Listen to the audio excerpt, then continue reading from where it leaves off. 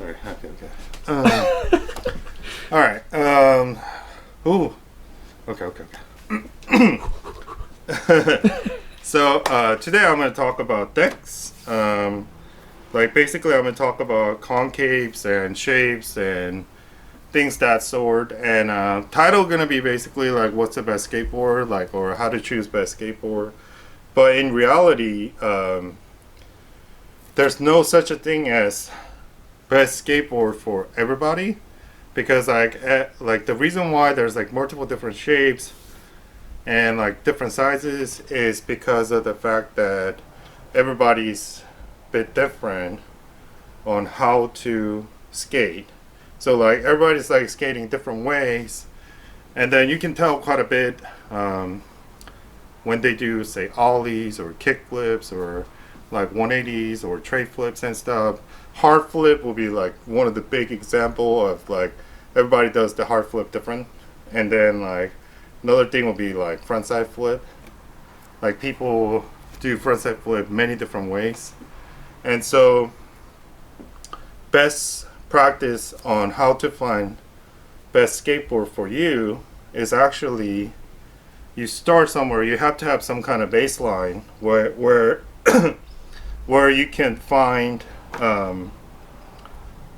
problems or what's working for you type thing, and then from there you can start fixing up that situations.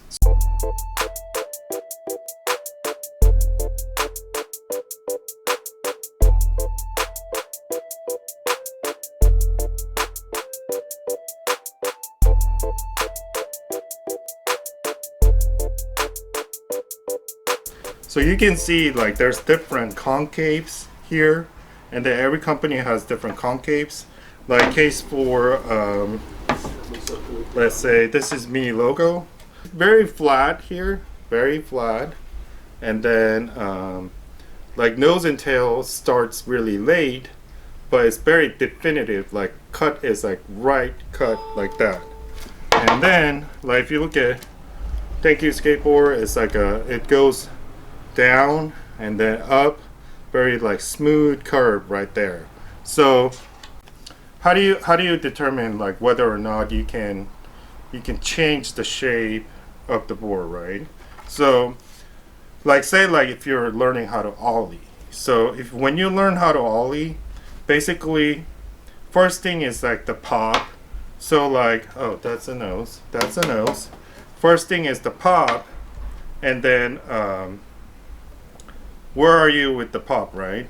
So like if you are like hard time actually popping the board to the ground, maybe your tail is too high, or like your truck is too high, or the wheel is too big. So like you're like trying to make that big motion, and then it's like it's too much for you. Then like maybe there's like you can choose mellow or concave, and even if tails come down by like 1/8 of an inch, is actually help you a lot with the pop. So like, and then like say like instead of a bigger wheel, you get like 50 millimeter or something, like 52 millimeter instead of 54 millimeter, and then truck instead of Indy, you get something like bencher lows and stuff. Those kind of things can help you pop easier from the ground. So like this distance from the ground, and then that's where like you would want mellow or tail. But generally speaking, if you get mellow or tail, you're going to get mellow or nose as well. So like say like you're trying to ollie, and then you're not catching enough nose, and then your foot is kind of skipping out, then actually you want steeper nose. So like generally speaking, in the beginning, steeper concave is better because it's very definitive. In that case, like you would have to, if tail's too high, then you want to have lower trucks and smaller wheels. And then in the nose, say like you're catching it too much, and then you're pushing the board out too far, then now you want to have the nose a little bit looser. Or like you could use lower grade grip tape. So if you have very sticky grip tape, sometimes it gets stuck and then it just like shoots the board out. So like another thing is like now, like I said, like you can do ollie pretty well. And so ollie is not a problem, but then like now you're going into kickflip and then like you start catching the nose too much and then you're shooting the board out, you always end up landing it like this, you know. Then like from there, okay, maybe your nose is actually too steep. So like, or sometimes it could possibly be nose is too far out or too close. Like, so it's a weird thing, but when nose is far out, you would think you'll reach less of it. But the thing is like sometimes like it hits like too late and then your motion is already too fast. And then so like it would, but in terms of kickflip, I've noticed there's like two distinctive different way how people do kickflip. A lot of times, not a lot of times, but more like half and half. Some people kickflip with mostly with the ankle, and then some people kickflip mostly with the knee. Like so, the motion is more wider, straighter, and then those people tend to like mellow or concave boards. So like when you try to move like this, you know, you don't want nose to be too high. So then like if it is too high, what happens is board tend to shoot up like this, or it shoots out. And then like a lot of people who like steeper nose tend to be kickflip with mostly the ankle movement. So like Aiden's kind of like that, you know. Yeah. Like he likes them. It feels like more precise control. The knee's nice because the knee's like you're not thinking, you're just sweeping. Yeah, that feels really controlled. Yeah, it's very, you know. Yeah. I don't think as much, but the ankle you have to be so precise. Yeah. Yeah. So like say case for like Baker skateboards.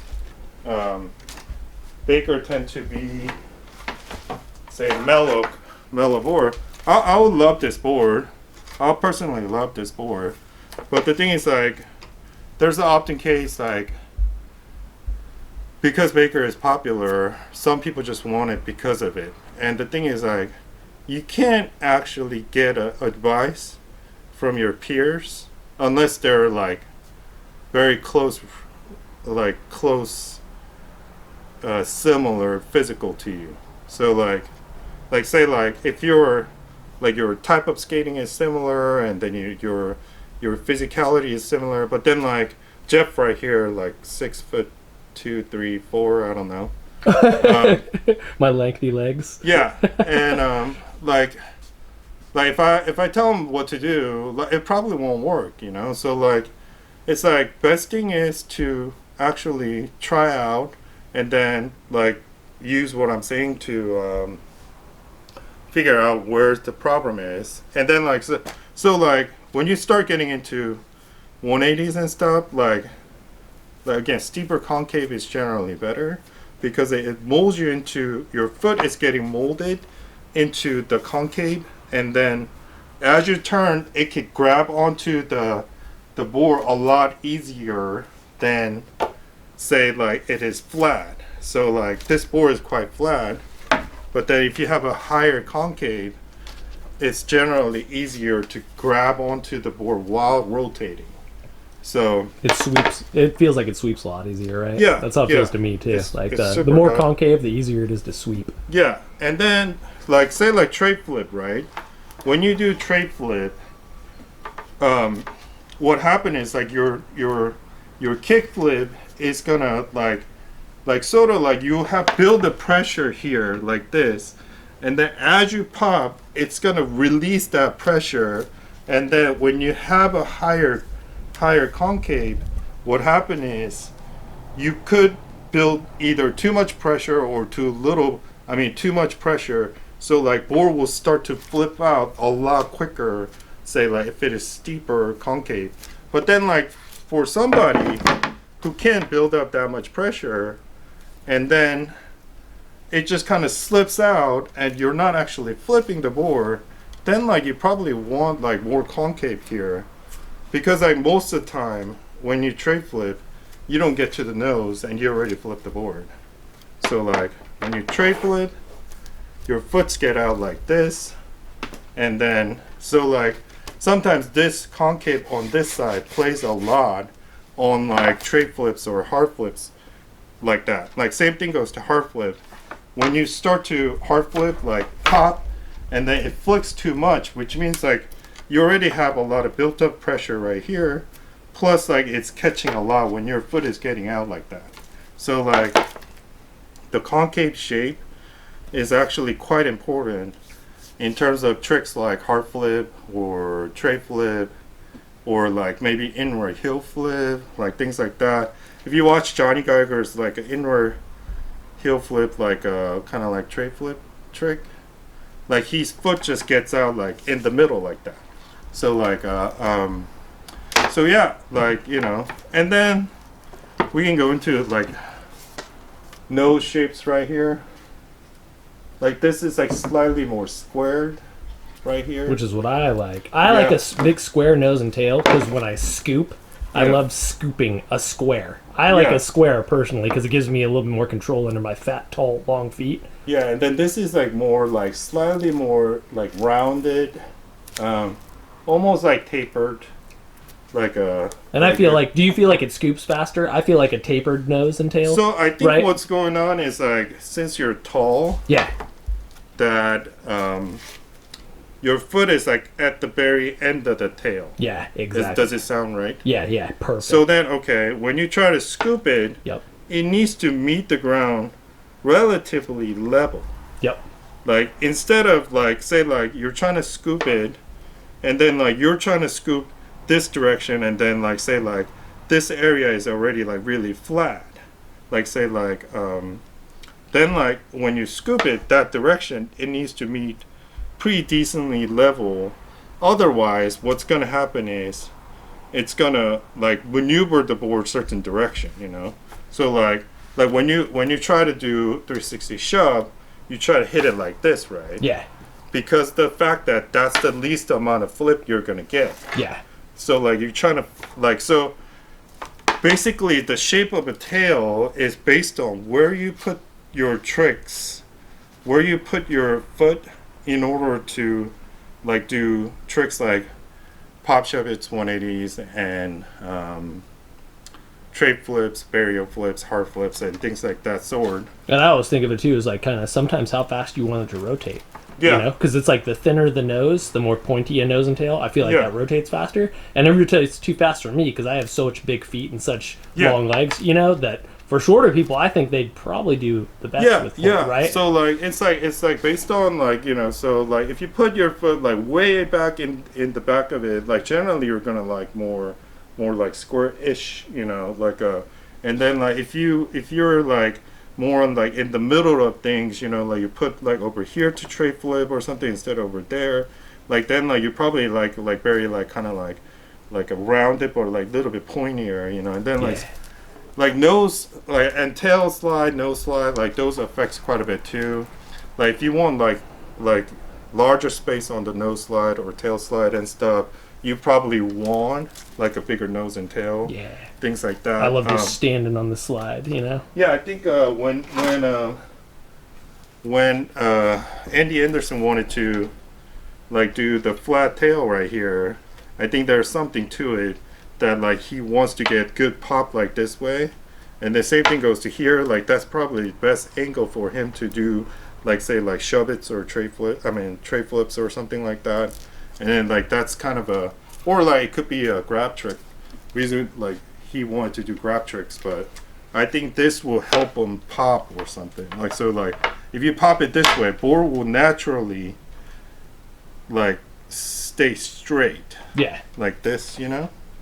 So like when you pop it, instead of popping a single point, it will pop on flat point. That's why I like a square nose and tail, like a shovel, you know? Yeah. I like that square, big, flat, round shovel because of exactly that, Okay. But other people are more precise too. They've got that pinpoint tail and nose and they're good with it. They know what they're doing, you know? Yeah, so like basically you have to start somewhere and then realize that, okay, what is causing the problem, right? Like what is, like, especially when you're pointing to certain tricks, like say like tray flip or hard flip or burial flip or inward heel flip or that sort, you're gonna need to start dialing down that shape, and then you're gonna eventually find your favorite shape. Every company has a different shape, so I can't tell you which company is like the best. But best thing you can do is go to skate shop and see like different shapes. Like so, that'll Like, help you determine. Try one really pointy Yeah, one. like you can stand on it. Like hopefully they let you stand on it. We definitely let everybody stand on the board, you know. But that's gonna give you like some good perspective on skate. Yeah. So like go to your local shop and try to figure out what's your next board, and then like once you've found like a board, don't try to change it too much, at that point, because like every time you try to change it, you're gonna end up spending like 2-3 sessions try to get used to it. Yeah, dude. So yeah, Wasted. Wasting a lot of time. So yeah, so I hope that helped you at least get some perspective on the how to choose the best skateboard for you. Yeah, unfortunately, there's no baseline. Like it's like that's different for everybody. So you have to start somewhere. Like you have to start some board, like where like you find it, and try to like picture your skateboarding. Like do you think like you'd be more like a knee flipper or like an ankle flipper? Like those kind of stuff. Like you want to try more on like hard flip, tray flip, or you just want to skate. Like just ollie and just carve around kind of stuff. So yeah, and that's it for today. If this video helped you out a little bit, give me a thumbs up. If I confused the shit out of you, then thumbs down. Don't do the thumbs down. No, and then to follow us, subscribe. 95% of viewers of this video don't subscribe to our channel. So like, subscribe, and leave me a comment, whatever you want to say, or video idea, whatever. Just leave me a comment. So yeah, okay, see ya. Santa Cruz.